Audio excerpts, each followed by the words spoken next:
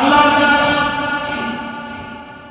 কোরআন কারীমের ভিতরে অত্যন্ত সুন্দর করে বললেন, নারী আমাদের মেয়েরা মায়েরা আমাদের গুণরাজে পর্দাহীনভাবে বাইরে চলাফেরা করে, খোলামেলাভাবে বাইরে চলাফেরা করে। আল্লাহ তাআলা এটার সাথে সাবধান যদি আল্লাহ তাআলা বলছেন, وَقَرْنَ فِي بُيُوتِكُنَّ وَلَا تَبَرَّجْنَ تَبَرُّجَ الْجَاهِلِيَّةِ الْأُولَى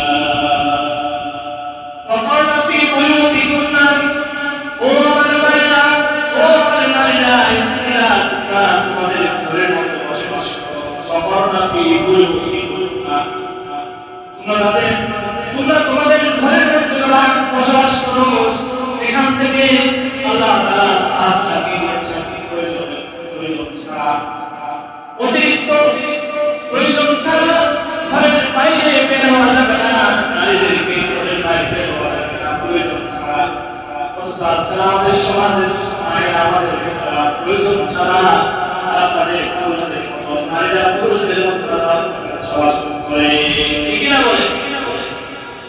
আমাদের মায়েরা সবাই বলবো না, সবার কথা বলবো না, অধিকাংশ আমাদের মায়েরা, আমাদের বোনেরা কি করে তারা পুরুষদের মতো রাস্তাঘাটে দোকান পাটে তারা বসবাস করে, তারা চলাফেরা করে। আল্লাহ বলছেন কি,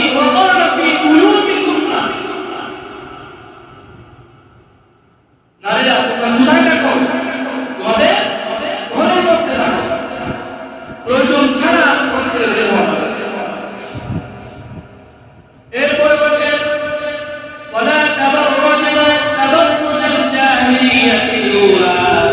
এরপরে বললেন জাহিলি যুগের নারীদের মতো, জাহিলি যুগের নারীদের মেয়েদের মতো, জাহিলি যুগের স্ত্রীদের মতো তোমরা নিজেদেরকে পর পুরুষের সাথে ভাবে উলঙ্গভাবে খোলামেলাভাবে অবস্থাপন করিও না।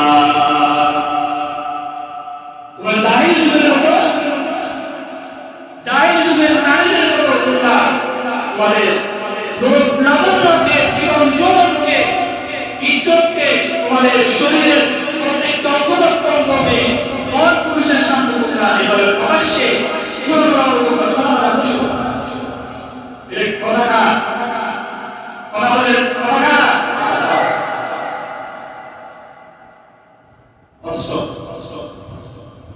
আমাদের বাইরের অধিকাংশ মেয়েদের এই অভ্যাসটা এই জন্য রাসূল সাল্লাল্লাহু আলাইহি ওয়াসাল্লাম বলেছেন, কোন একজন বেপরদা নারী যদি, কোন একজন পর্দাহীন নারী যদি জাহান্নামে যায়, তখন সে একা জাহান্নামে যাবে না।